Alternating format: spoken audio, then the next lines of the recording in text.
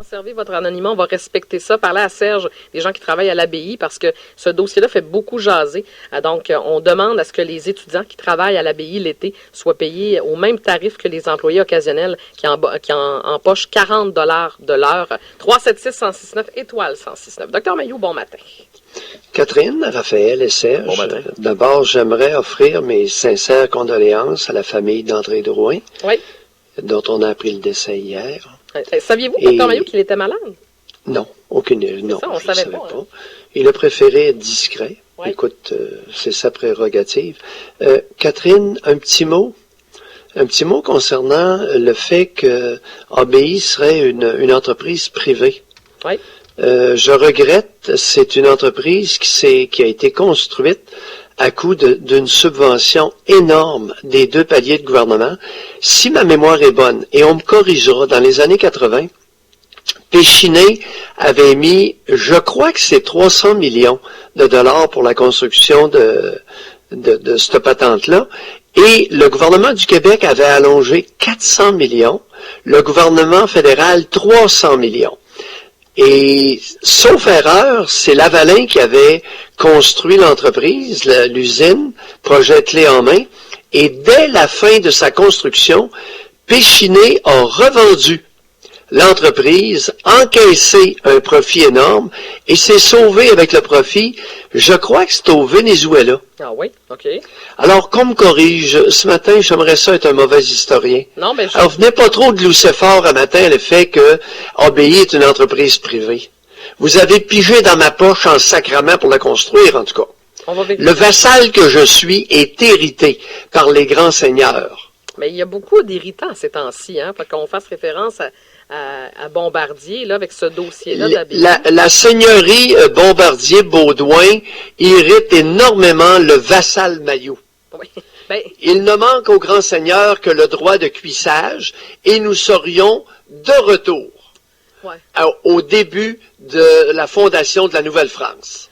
OK, oui, il y a cet aspect-là, mais je constate, Dr Mailloux, outre vous, là, ça irrite les gens, parce que ces temps-ci, on parle d'argent, on parle de salaire, je me rends compte à quel point c'est sensible. Parce que tantôt, je parlais, Dr Mailloux, des jeunes qui travaillent à l'abbaye se font 35 000 $ pour 4 mois de travail. Il y a du monde... Aucun problème avec ça. Non, aucun problème. L'auditeur le dit, à travail égal, salaire égal. Le problème n'est pas là. Si le type travaille fort, as-tu entendu, le gars, qu'est-ce qu'il fait? Ouais. Il va avec le loader domper de l'alumine là, dans une cuve. As-tu déjà essayé ça, toi? Non, il doit faire chaud, cher. C'est pas ça mon point. C'est pas n'importe qui. À la fin de 8 heures de ça, là, le type, il a bu combien de litres d'eau? Ah oui. Dr Mailloux, je ne remets pas en question qu'il ne travaille pas fort. C'est pas ça que je vous ai dit ce matin. Non. Ça dépend. Ça dépend. À travail égal, salaire égal. Ah oui? Ça, c'est un bon leitmotiv. Vous êtes d'accord qu'il soit étudiant, occasionnel, temps plein, si l'entreprise décide de payer à travail égal, salaire égal, on s'en foutu qu'il soit étudiant à plein temps, 10 heures par semaine, 70? Non. Ah oui, OK, mais moi je trouve ça insultant pour des gens qui sont là depuis des années, qui font ce travail-là. Puis dans le fond, ce qu'on est en train de nous dire, fait que l'étudiant qu'on embauche 2 mois par année, il a même compétence que le gars qui est là depuis 30 ans. Non, pas. Catherine, c'est un peu ça pareil. S'il vous plaît, allez-y. Je t'ai pas parlé de compétences, je t'ai parlé de fonction, de tâche. Oui. À tâche égale, salaire égal. Oui, je le sais. Ça n'a pas que le type soit là depuis 2 semaines ou 10 ans, s'il fait la même tâche. Oui. Là, tu me parles d'une autre affaire de compétences. On parle de 2 choses différentes, Catherine. Je suis pas d'accord. Il y a un lien entre ce que je viens de vous dire. Mon point, c'est que si le jeune qui est embauché 3 mois par année est capable de faire exactement les mêmes tâches qu'un gars qui est là depuis 30 ans, je considère qu'on a peut-être un problème. Docteur Mailloux, une infirmière... Non!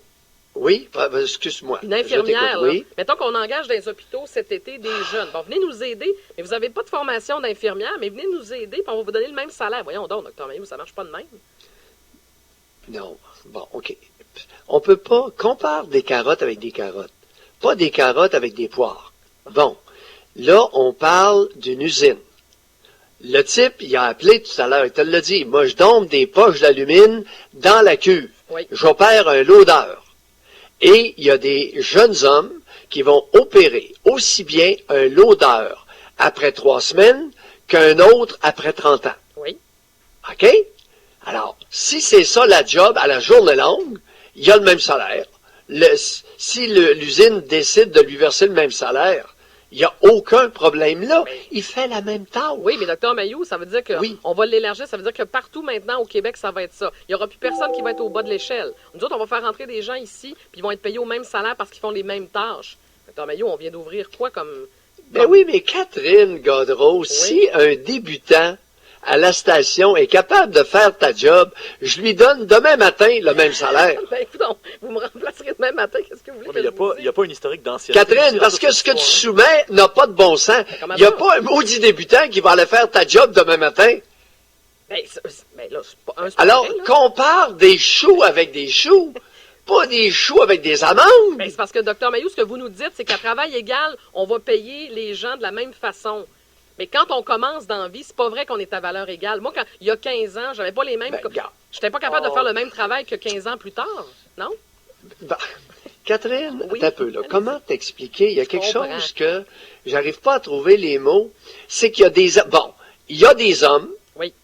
qui, en partant, vont être aussi bons que quelqu'un qui fait cette job-là depuis 20 ans. Je suis d'accord.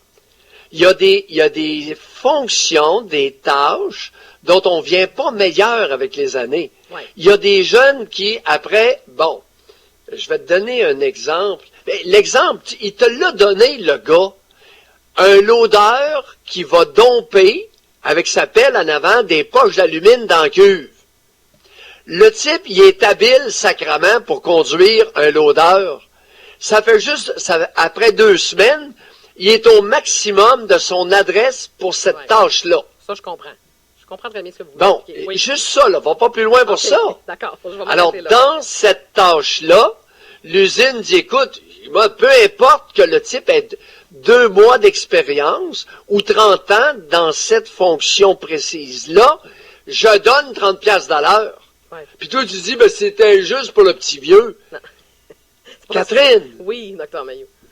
prends ça tâche par tâche, pas OK. un énoncé global. C'est vrai, vous avez raison. Mais Il moi, y a je suis pas des d'accord. animateurs de radio vieillissants qui sont moins bons. Mais il y a des animateurs de radio qui sont pas Baisse-les le bons. salaire. Oui. Ben non, mais Dr Mayou, on peut pas faire ça, voyons Il donc. y en a d'autres. Ben, il y en a d'autres que... Écoute, c'est mon cas. Qu'est-ce que Vous m'avez récupéré à un salaire diminué et on espère... Allez pas là. Ben, allez pas là. J'ai fini à 320 000 à c'est cassé. Ben oui, Penses-tu mais- que vous me versez 320 000? Je connais pas les détails de votre contrat, Dr Mayou. Non, ben alors je reconnais qu'en vieillissant, ben, j'ai perdu un peu de la verve et de l'audace. Alors, on me paye moins. Puis est-ce que je me suis plaint? Non, vous n'êtes pas plein. Vous nous en parlez en ondes ce matin, mais vous n'êtes pas plein, par exemple. Vous gâtez un peu ce matin, mais à peine. Non, non, je vous avez- suis transparent. Oui, je le sais. Et c'est vrai. Je comprends très bien ce que vous me dites ce matin. C'est vrai qu'il faut comparer des emplois de même... Et je vais être bien plus honnête que ça. Écoute, ça fait 37 ans que je fais de la psychiatrie. Oui. Et ça fait 30 ans que je ne suis pas meilleur, Ah non? honnêtement. Mon Dieu, OK, c'est assez honnête de votre part de J'ai dire. atteint mon maximum probablement après 6-7 ans de pratique comme psychiatre. Ah oui? OK. Fait que- Je suis aussi bon. oui. Je pense pas m'être détérioré, mais je suis pas meilleur. Mais en effet, mais ça d'une personne... J'ai atteint mon pic après 7 ans.